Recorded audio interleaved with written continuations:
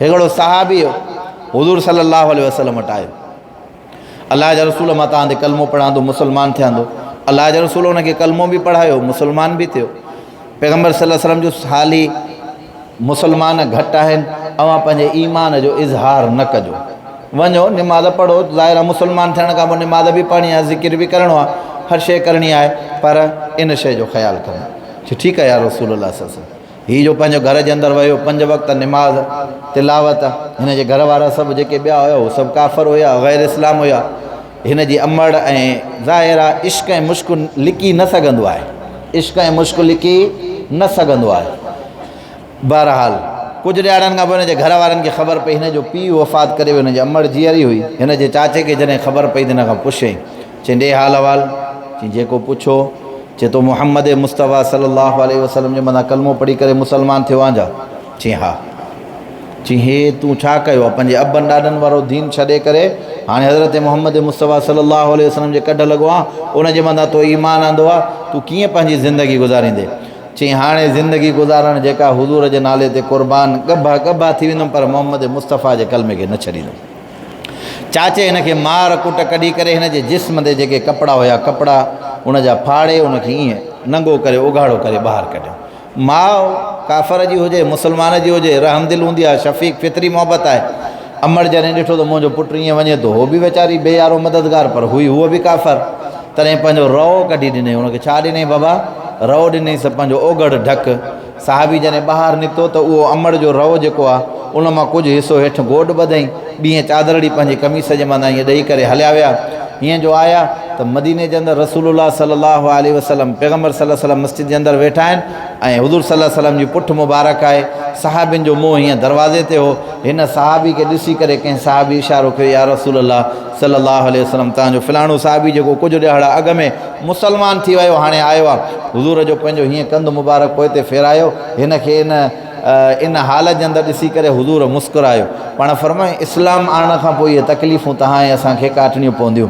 हुज़ूर हुनखे हुकुम फरमाए, पुट का ॻाल्हि कान्हे का, असां बि सुफ़ जा जेके तालिब इल्म आहिनि तूं उन्हनि सां रहो, अलाह तुंहिंजे खाइण पीअण जो बंदोबस्तु फरमाईंदो। रिवायत जे अंदरि किताबनि जे अंदरि वाक़ियो अचे थो, कुझु महीननि खां बाद में अलाह जो रसूल कंहिं जंग जे सफ़र जे लाइ निकिता, हीउ सहाबी बि गॾु हुयो।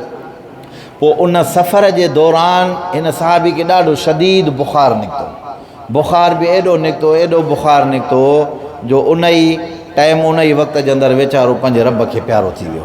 सहाबी भॼंदा आया, अलाह जे रसूल खे ॿुधायो, या रसूलल्लाह सल्लल्लाहु अलैहि वसल्लम तव्हांजो जेको फलाणो सहाबी आहे उहो फ़ौत थी वियो आहे, शहीद थी वियो आहे, उनखे बीमारी जे सबबु अलाह जे रसूल फरमाए क़बर खोटे करे उनजो जनाज़ो गुस्ल वग़ैरह ॾेई करे उनखे दफ़नायूं था। हाणे उनजी क़बर त खोटी वई आहे, पर उन जे मथां जेका चादर वग़ैरह ॿी हुई उहा चादर पूरी न पई अचे, सभु जंग जो माहौल हुयो। तॾहिं साहबी हिकिड़ा भॼंदा या रसूलल्लाह सल्लल्लाहु अलैहि वसल्लम, अलाह जे रसूल का चादर वग़ैरह एॾी न आहे जेका उन साहबी जे मथां विधी वञे। तॾहिं हुज़ूर सल्लल्लाहु अलैहि वसल्लम पाण आया, पंहिंजी नुबुवत वारी चादर लाहे उन सहाबी जे मथां विधऊं। ॻाल्हि खे सम्झिजो, जंहिं जिस्म जा कपिड़ा मोहम्मद मुस्तफ़ा जे करे लथा, अलाह नतीजो छा ॾिनो? उन मोहम्मद मुस्तफ़ा जी नुबुवत वारी चादर उन सहाबी जे मथां कफ़न जी सूरत में अता फ़रमाई। ऐं हज़रत उमर साईं फ़रमाईंदा, मां बि मौजूदु हुयुमि इन मामले मसइले जे अंदरि, मां बि छा हुयुमि बाबा? मौजूदु हुयुमि। पोइ जॾहिं माण्हू क़बर में लहंदो आहे न, शरई हिकिड़ो उसूल अथव, ज़ाब्तो आहे, क़ाइदो आहे, उहो कहिड़ो आहे?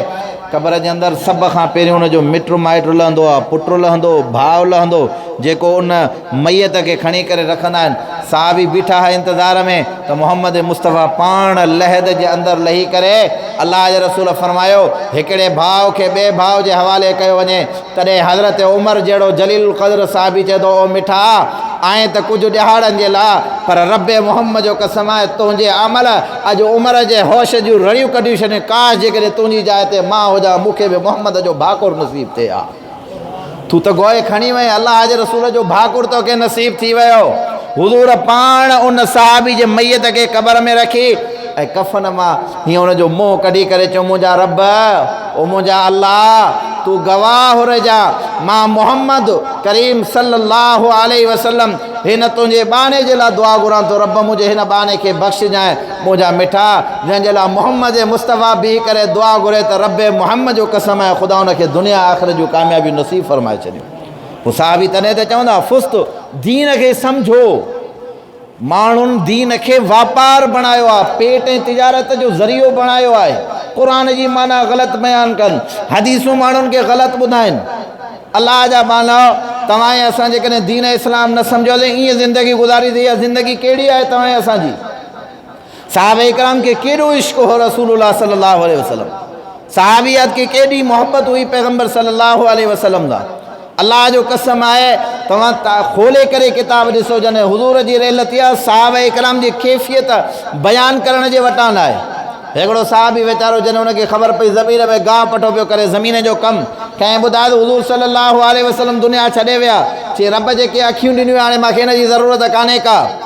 ऐं अलाह हुनजी दुआ खे क़बूल बि कयो, छो त हे अखियूं हुयूं मोहम्मद मुस्तफ़ा जे दीदार जे लाइ। जॾहिं हुज़ूर हिन दुनिया खे छॾे करे तो वटि अची विया आहिनि, हिन अखियुनि जी मूंखे का बि ज़रूरत कान्हे का, छो न हुजे। रिवायतुनि जे अंदरि अचे थो, साहबी रिवायत कंदासीं, अलाह जे रसूल जा साहबा चवंदा, पोइ जेको साहबी नबी साईं सां मुसाफ़ो कंदो न, मुसाफ़ो सम्झो था? मुसाफ़ो न बाबा हथु मिलाइणो, मुसाफ़ो हथु मिलाइण खे चइबो आहे। हुज़ूर सल्लल्लाहु अलैहि वसल्लम जो साहबी वेंदा मुसाफ़ो कंदा, चवंदा अलाह जो कसम आहे, जंहिं मोहम्मद मीर जे हथड़नि सां ई हथु मिलाए करे ईंदा हुआ न, महीननि जा महीना उन हथ में मोहम्मद मुस्तफ़ा जी ख़ुशबू रहंदी, महीननि जा महीना। ऐं साहबी चवंदा हुज़ूर सल्लल्लाहु अलैहि वसल्लम निकिरी विया, ॿाहिरि निकिरी वेंदा। हाणे कंहिं साहबी जो कमु आहे, हुज़ूर सल्लल्लाहु अलैहि वसल्लम टेलीफोन जो मसालो त न हुयो न, इंटरनेट जो दौरु न हुयो, फ़लाणो फ़लाणी जॻह ते वेठो आहे। पोइ चई असां पंहिंजे हुज़ूर खे कीअं सुञाणींदासीं? चई वाह मोहम्मद मुस्तफ़ा हो। तॾहिं त हिकिड़े शेर वारे चयो न, सीब से मोती पत्थर से नगीना निकिला, इत्र से बढ़कर मोहम्मद का पसीना निकिला। हुज़ूर पाक सल्लल्लाहु अलैहि वसल्लम पोइ जंहिं घिटी जे अंदरि ईअं वेंदा हुआ न, जंहिं जॻह तां, चई अलाह जो कसम आहे, असां उते मोहम्मद मुस्तफ़ा जी ख़ुशबू सिंघंदा सिंघंदा वञी दिलबर मोहम्मद मुस्तफ़ा वटि पहुचंदासीं त हुज़ूर हिते वेठो आहे एॾी। ऐं हज़रत उम्मे सलीम रज़ी अलाह ताला अन्हा, साहबी ॼमड़ ख़ादिमा नबी अलैहिस्सलातु वस्सलाम जी, फरमाईंदा नबी अलैहिस्सलातु वस्सलाम मंझंदि जो कुझु वक़्तु आराम कंदा हुआ। चमड़े जो बिस्तरो, चमड़े जो विहाणो, अॻ में चमड़ो हे चादरूं बादरूं, ऐं हाणे फैक्ट्री वैक्ट्रियूं हाणे निकितियूं आहिनि। चमड़े जी हेठि जेको आहे चादर हूंदी, चमड़े जो विहाणे जो ठहियलु तकियो हूंदो, हुज़ूर सल्लल्लाहु अलैहि वसल्लम हुन जे मथां सुम्हंदा। पोइ मंझंदि जो नबी अलैहिस्सलातु वस्सलाम जॾहिं सुम्हंदा हुआ, हुज़ूर जे सुम्हण जे करे पोइ नबी साईं जे जिस्म मां पघर वहंदो हो। पोइ हज़रत उम्मे सलीम थी चवे त मां हिकिड़ी शीशी हथु करे, हुज़ूर जीअं सुम्हंदा हुआ उन चमड़े जे उन चादर जे हेठां ईअं झलींदे हूंदो, टेपड़ा उन में किरंदा हुआ। हिकु दफ़ा जीअं पघर जो जमा पई कयां, हुज़ूर सल्लल्लाहु अलैहि वसल्लम छा थी करे अलाह जी बाणी?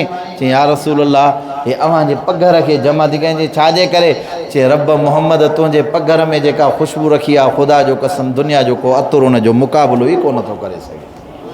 अव्हां जे पघर जे अंदरि ख़ुदा एॾी वॾी ख़ुशबू रखी आहे। मुंहिंजा भाउ सराहतन मोहम्मद मुस्तफ़ा सल्लल्लाहु अलैहि वसल्लम सां ईमान, उन सां मोहब्बत असांजे ईमान जो हिसो आहे। पर अल्लाह जे रसूल जे हुकुमनि जे मुताबिक़, अल्लाह जे रसूल जीअं चयो आहे उन जी ताबेदारी करणी आहे, उन खां ॿाहिरि किरास न आहे करिणो। लाइन जेका उन लाइन खां किरास करे परते न आहे वञिणो। परते हलिया वियासीं त पोइ हुज़ूर जी बददुआउनि जो असरु तव्हां असां न ईंदो। हा, जेकॾहिं लाइन किरास न कंदासीं, गुनाहगार हर कोई आहे।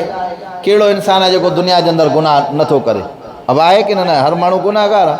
पर जॾहिं माण्हू पंहिंजे गुनाहनि खे यादि करे पंहिंजी रब जी तरफ़ मुतवजह थींदो, सभ खां वॾे में वॾी ख़ुशनसीबी त इहा आहे जो अलाह ताला तव्हां असांखे छा बणायो आहे? इंसान। बाबा तव्हां असां छा आहियूं? ॿी मख़लूक करे आहे, अलाह जी मर्ज़ी हुई। अल्लाह ताला रहम करे बकरी बणाया, बांदर बणाया, जेको वणे सां बणाया। हिकु त छा बणाई असांखे? इंसान। ऐं इंसान खां बाद में ॿिए कंहिं नबीअ जो उम्मती न बणाई। आख़िरी नबी हज़रत मुहम्मद मुस्तफ़ा सल्लल्लाहु अलैहि वसल्लम जो उम्मती बणाए करे एॾी वॾी ख़ुशनसीबी ॾिनी अथई, पर असांखे पंहिंजो क़दुरु न आहे। अल्लाह खां दुआ आहे, अल्लाह साईं तव्हां असांखे क़दुरु नसीब फ़रमाए ऐं हुज़ूर सल्लल्लाहु अलैहि वसल्लम सां ज़ुबानी न बल्कि सची मोहब्बत नसीब फ़रमाए।